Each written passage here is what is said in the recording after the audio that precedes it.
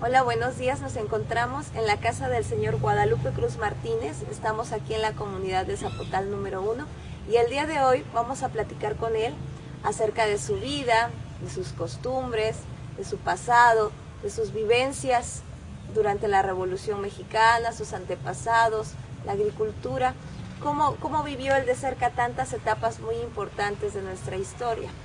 El motivo principal de esto es conocer acerca de nuestro pasado más cercano.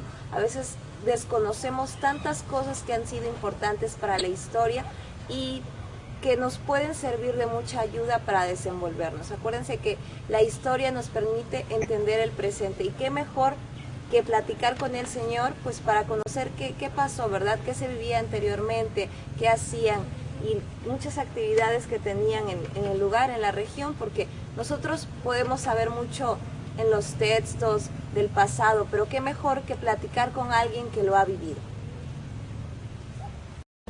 Bueno, buenos días, don Guadalupe. El día de hoy estamos aquí con usted porque tenemos gran interés en su historia de vida. Y nos gustaría que nos contara, pues, gran parte de ella, cómo inicia, principalmente su niñez. Cuéntenos, ¿cómo vive usted su niñez? Porque le toca vivir una época muy importante de nuestra historia, ¿verdad? Le toca ya lo que es la Revolución Mexicana y otros acontecimientos muy importantes. Nos gustaría saber más de usted. ¿Qué nos puede decir?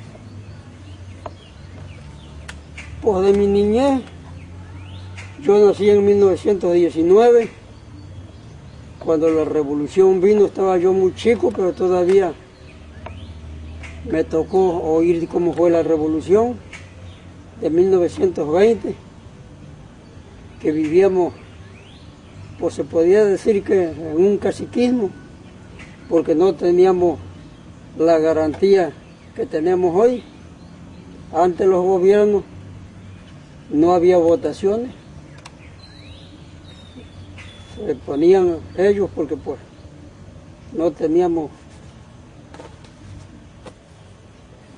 ¿cómo le pudiera decir? Es decir, que en cada estado el que ponía los gobiernos era el presidente de la República de ese entonces, don Porfirio Díaz. Mirando eso, unos señores que se llamó Madero se unió a Zapata, a Carranza, a Villa, hicieron la revolución de 1920. Esa revolución empezó en 1910 y demoraron 10 años peleando. En 1920 las tierras quedaron ya disponibles para ser ejidos, pero no se dieron por vencidos los hacendados. Fue necesario armar la gente. Entonces se repartieron las tierras en ejidos. Los presidentes de la República que hubo en ese entonces, don Manuel Ávila Camacho, don Lázaro Cárdenas del Río, repartió las tierras y ya tenemos ahora un pedazo de tierra. Por ejemplo, con un certificado agrario que ampara a la tierra, a la parcela. Y pues vivimos trabajando, estamos quietos, y ahora tenemos la garantía. Por esa revolución que hubo tenemos la garantía de tener el voto, el derecho al voto, a hacer y a proponer. Todos podemos ser, con un voto se gana y con un voto se pierde. Y ahora hay partido, pero no había partido. El primer partido que hubo fue el PRI. Así es. Una pregunta, ¿su padre cómo vivió esto? Por ejemplo, ellos eran campesinos, ¿para quién trabajaban? ¿Qué hacían? ¿Ustedes cómo vivían? ¿En qué condiciones vivían ustedes como hijo de campesino? Trabajando sí, en las tierras de las haciendas, sí, prestado, y le pagaba a mi papá con lo que cosechaba. Si sembraba frijoles, le daba una cuartilla de frijol. Si sembraba maíz, le daba 2 ontes de maíz. Y así venían viviendo. No había maestros, no había escuela, no había nada.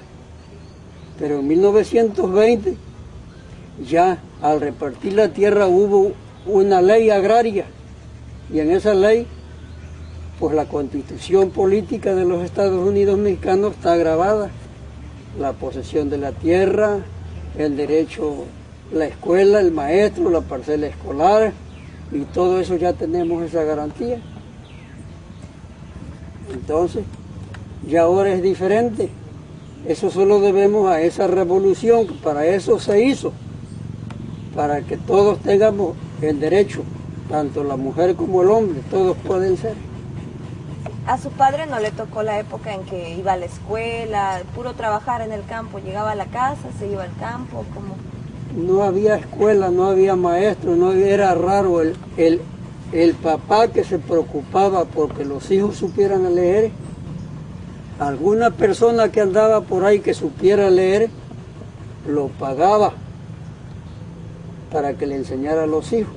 Yo aprendí con hombres así que sabían leer y me enseñaron a leer y a escribir. ¿Usted no fue a la escuela? ¿No fue a una escuela?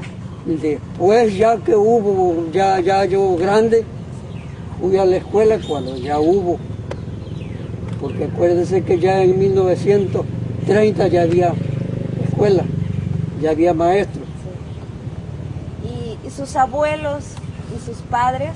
Bueno, pasó la lucha de la revolución, pero a ellos les tocó luchar aquí en la comunidad, participar en esa lucha aquí en Zapotal. O sea, unirse a algún ejército, no le cuentan qué hicieron, no. O algún familiar o gente que conozca cercana a la comunidad. ¿Cómo vivieron aquí esa etapa, ¿no? Que estaba el movimiento armado? Bueno, cuando fue la revolución no había ejido. Las casas estaban regadas unas de otras y así vivía, y la revolución pasaban los soldados pero entonces pues había dos partidos, ¿no? Los carrancistas, que eran Villa y Carranza, contra los hacendados y contra el gobierno que había en ese entonces.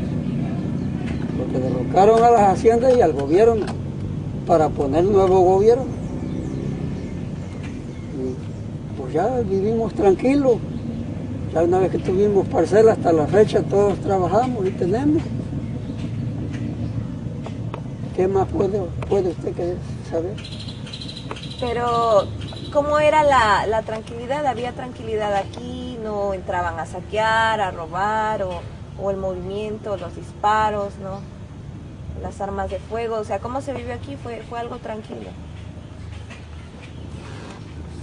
Mire, cuando se hicieron los ejidos, que todavía las haciendas no se daban por vencidos, los hacendados mandaban su gente a desbaratar los ejidos y me alegro que usted lo sabe también, porque usted dice que vive allá por Tralicoya. Ahí por Tralicoya hay un ejido que se llama Zapote, Tuzales. Ahí mataron 6 hombres, mártires de Tuzales. Eso lo debe de saber también. Fue por eso, porque los rebeldes no se daban, o sea, los hacendados no se daban por vencidos, ellos querían las tierras. Y hubo necesidad de hacer ejido, pero con mucho sufrimiento, no fue fácil. Había que cuidarse. Entonces el general Lázaro Cárdenas, que era presidente de la República, a los comisariados ejidales que habían, armaba a su gente, a los ejidatarios para que se cuidaran de la gente rebelde. Fue sufrido esto.